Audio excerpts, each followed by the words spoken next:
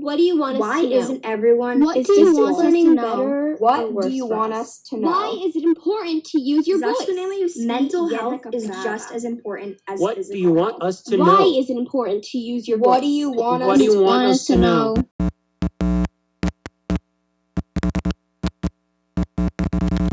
It's the real news. Welcome to What Do You Want Us to Know? A live Zoom broadcast that answers that and many more questions. My name is Jake McFlair. Today is just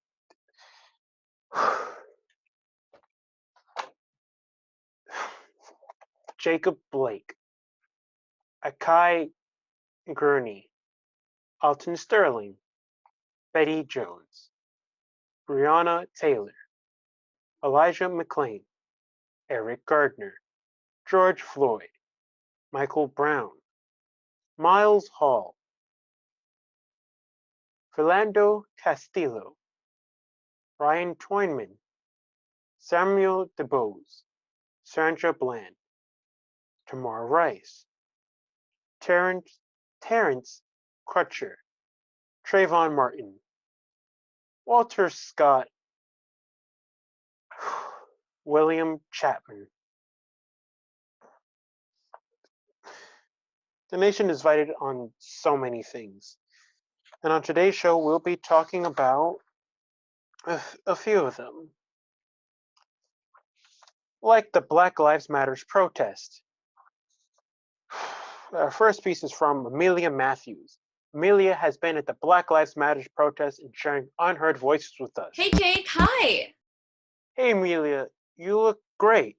Is everything okay? Yes, I'm doing well. I'm just taking extra precautions after the protest. I took a test and now I'm self-quarantining. And once I get those results back, I'm going to head back to work. Well, that's great. And we all thank you. Are you ready to do an interview? Yes, I did meet a very interesting group of people at the Black Lives Matter protest. The first is Tatiana, and she's ready and waiting for an interview. Hello, can you guys hear me? Hi, yes, Tatiana, I can hear you. Thank you for talking. Can you tell us why you went to the protest?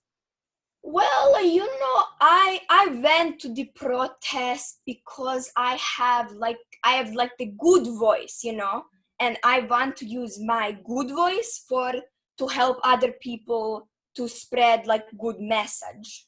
Yes, I totally understand that. Yes.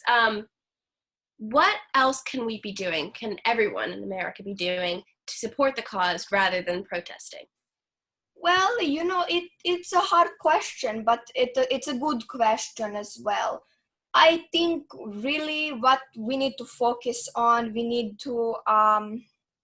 really need to be focusing more on listening to the other people than trying to talk over them. You can share stuff on your Insta chat, whatever you guys are using. You can sign petition, you can donate money if you have the money. But most important, you need to step outside of your own mind and listen to what the people who are being affected are saying. Their voices are a lot more important to hear what they are trying to say.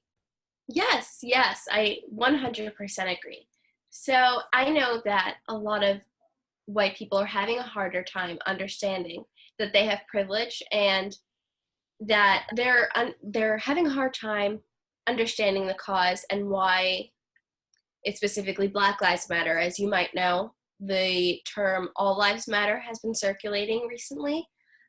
So what do you think you can do as a white person to explain to them what's going on, explain to them that they have privilege? Well, it's hard and it took me a long time to understand as well, but you need to do how you guys say, to step outside your own shoes or step into other people's shoes and really look at what other people are struggling through. Maybe realize that you might have problem, but everybody have the problem, and sometimes you have to step out your own problem and try to help other people with their problems instead of yours. Yes, thank you. Is there anything else you want us to know before we wrap up? Well, I just want to say how do I say?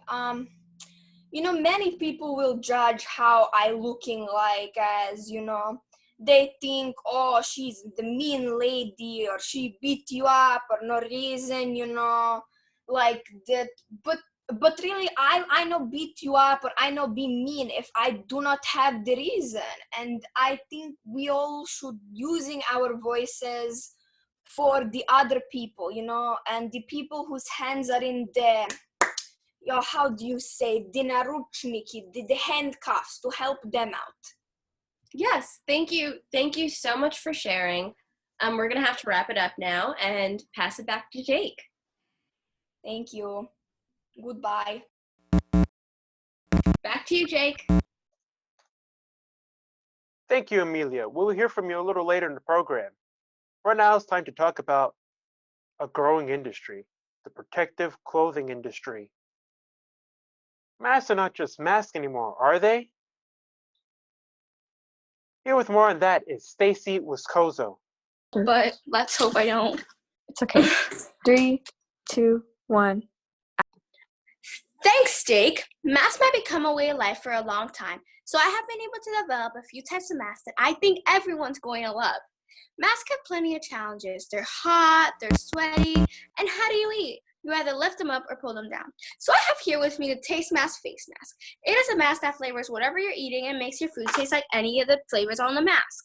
God, I'm so done with this. I'm 13, and if I want to go outside, I have to wear protective gear. For most of my life, I could just go outside and enjoy myself. Now I have to put on a mask, put on gloves, bring extra gloves, bring hand sanitizer, as well as Lysol wipes.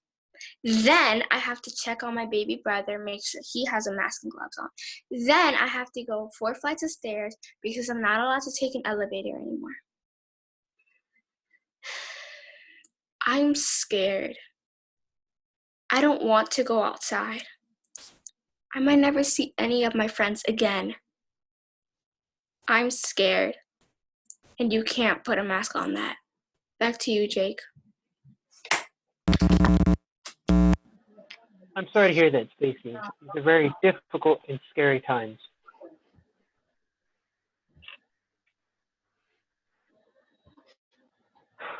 It's time for something that concerns all of us, the police system and its ethics. Now from an undisclosed location somewhere on Mother Earth. An extraordinary guest. Let's welcome Han. He needs no introduction because as of yesterday, every single human being in the world has his app. All 7.5 billion. I give you Han. Hello all, it's Han. For all those who have submitted their relatives in our Death by Day inbox, our deepest condolences.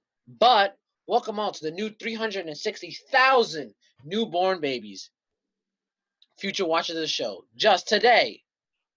These past few weeks have been tragic. A pandemic sweeping the earth, unjust killings, wear a mask, don't wear a mask, go outside, stay outside. All I have to say is, huh? I get your frustration, Mr. Han. Me too. I too have said Han too many times recently. Let's get right to it. Do police have authority to do anything they want? Like I always say, do the research. Today's source is from Knowing Better, which is quite ironic. But it talks about mainly how much money we funnel into the police system. Now remember, the police were started by civilians themselves, back all the way in the beginning. But what we have now is a trend in which we're making our police soldiers, but soldiering our own citizens. They're being given tanks, Humvees, somewhere costing about $300,000 to $1.6 million. Imagine all the programs we can invest in to help our civilians. So the police are ready for war? All I have to say is NASA has a SWAT team. Huh? I noted, according to PewResearch.org, June 3rd, 2020, nearly 2/3 of Black adults, 65%, say they've been in situations where people acted as if they were suspicious of them because of their race or ethnicity. That's right. And here's some more. Since 1973, over half people wrongly convicted of a crime were black. U.S. police killings went up by 6 more black people than whites. Black and indigenous Americans experienced the highest death rolls due to COVID-19. According to NBER working paper series, a white sounding name is 50% more likely to be called to an interview. Thank you so much, Mr. Ha. Can you give us a call to action? Yes. For all I have to say is, let us not defund, but redistribute. Instead of escalation, we must de-escalate. Instead of destruction, we must focus on reconstruction. Instead of combat, we must harbor peace. Instead of suspicion, we must instill trust. Instead of harm, we must do healing. In the end, these are all words, yet words spark action. If you want to keep the conversation going, you know where to find me 24/7. I'm always just one click away. Thank you, Jake. And it is over. We have a final report from Amelia. Amelia, are you there? Yes, Jake, I'm here. Our next interviewee is Kevin. Kevin is a little bit nervous today, so we can just give him a second. Kevin, are you here? Yeah. Hey. Yeah. Would you mind turning on your camera? Hi. Okay. Can you tell us why you went to the protests? I went to the protest because I saw Floyd's death on the news and I just thought, what is this? How am I not out there fighting? How have I not cared for so long? Kevin, just tell us what you told me earlier. I guess I know what it's like to be the underdog. 5 years ago, my parents kicked me out for being gay. So I slept in the park across the street. One day, I tried to steal a bag of chips from the store on the corner. The owner stopped me. He yelled at me, and he said, "Why are you stealing chips?" Told him I was hungry. So he asked me why I was out so late. Or my parents. So I told him. And he listened. I'm still here today because someone listened to me. I've got a job, learning how to run a business. But I think most importantly, I'm here today to learn how to listen. Thank you. Wow. Thank you so much, Kevin. That was truly inspiring. Normally, I would throw it back to Jake and we would end our broadcast, but I actually have a few words I'd like to say to our audience members. These are just two of the people out here protesting in support of the Black Lives Matter movement. There is so much we could be doing. Do more, viewers. Please do more. Do not let this fade away. Don't let this trend die. This movement has got the attention of the nation. Keep it that way, please. Look on social media for events near you. When you go to an event, put on a mask, please. Spread the word and sign petitions. Do your research. Donate if you can. Ask yourselves, is there more I could be doing to ensure equality for Black people in America?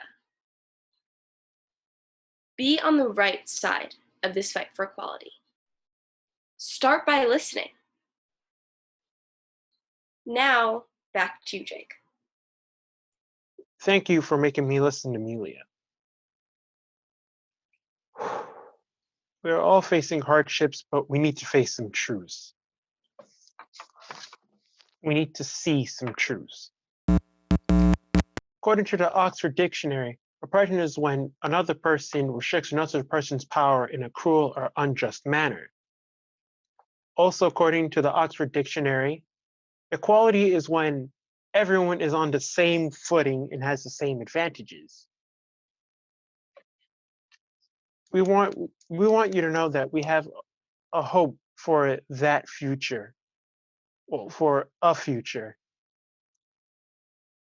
I hope that you really know that there is a day where I hope everyone can just be equal and skin color has nothing to do with it. I want you to know that everyone just wants to be equal. Like, what do we need to see in order to feel hopeful again?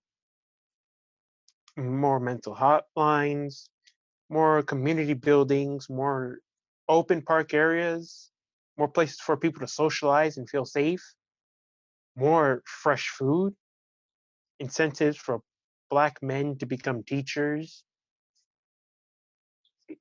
Where do we go from here? What do we do from here? Where do we go from here?